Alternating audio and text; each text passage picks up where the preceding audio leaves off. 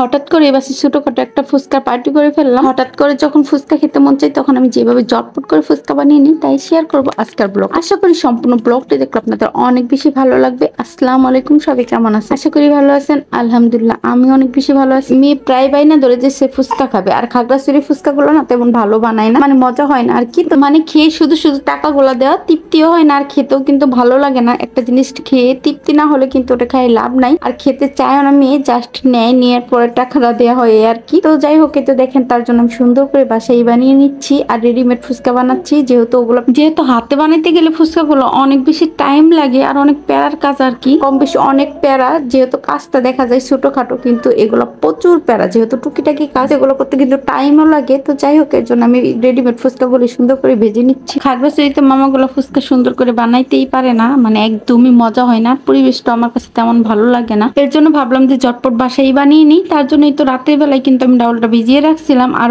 সবকিছু কিন্তু অফ ক্যামেরায় করে নিয়েছি আগে ভাগেই। তো সবকিছু দেখাইতে গেলে দেখা যায় ভিডিওটা অনেক বেশি বড় হয়ে যায়, আর আপনারা তো বড় ভিডিও দেখেন না, বোর হয়ে যাবেন। তো তার জন্য ছোট করে দেওয়া হয় আর কি। তো এই যে দেখুন ফুচকা গুলো প্রায় ভাজা শেষ, এই করে আমি উঠিয়ে দেন ফুচকা গুলো বানিয়ে নিব। সাথে 2টা আলু সিদ্ধ করে নিয়েছিলাম, মানে টোটালি আমি অফ ক্যামেরায় কিন্তু রেডি করে নিয়েছি। আর এই তো জাস্ট ফুচকা গুলো ভেজে নিচ্ছি। বাহিরে ফুচকা খাওয়ার চেয়ে কিন্তু ঘরের ফুচকা গুলো খেতে অনেক বেশি মজা হয় যদি পারফেক্টলি বানাতে পারেন। তো আর এগুলো বানানো কিন্তু একদম ইজি। তো যাই হোক, এই তো দেখেন একদম কিনে রেডিমেড গুলা কিন্তু বানানো একদম ইজি, মানে রেডিমেড গুলোর কথা বলছি। রেডিমেড ফুচকা গুলো বানাইতে কিন্তু একদম ইজি। এই তো তেলের মধ্যে দিয়ে দিলাম আর দেখেন কত টপগুলো হয়ে ফুলছে, আর তো একদম দেখেই ভালো লাগছে। তো যাই হোক, এই তো দেখেন আরো কয়েকটা ভেজে নিচ্ছে। কয়েকটা মেয়ে কিন্তু এমনিতেই খায় বেশিরভাগ সময়। তো ওইগুলো আমার ফুচকাতে এত বেশি মজা হয়েছিল, আর এইভাবে বানালে অনেক বেশি মজা হয়। আর ঘরের তৈরি সব জিনিসই কিন্তু কম বেশি মজা হয় আর কি। তো যাই হোক, আপনাদের ফুচকা খেতে মন চাইলে আপনারা কিভাবে বানান অবশ্যই কিন্তু কমেন্টসে জানাবেন। তো যাই হোক, আরো কয়েকটা ফুচকা ভেজে নিব। তো মেয়ের জন্য, যেহেতু মেয়ে হাজবেন্ড আছে আমি আছি, তো মেয়ে এত বেশি পছন্দ করছে যে সে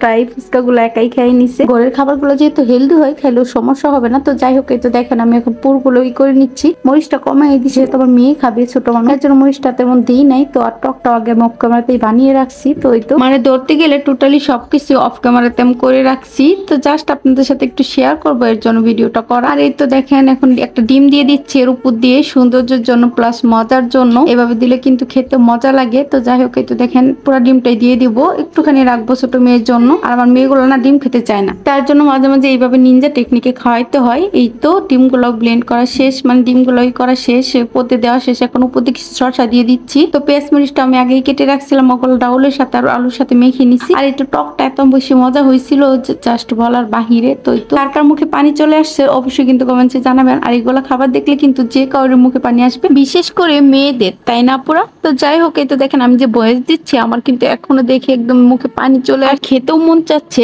আপনারা হয়তো বা কথা শুনেই বুঝতে পারতেছেন। তো যাই হোক, আজকের মতো এখানেই বিদায় নিচ্ছি। আল্লাহ হাফিজ, টাটা।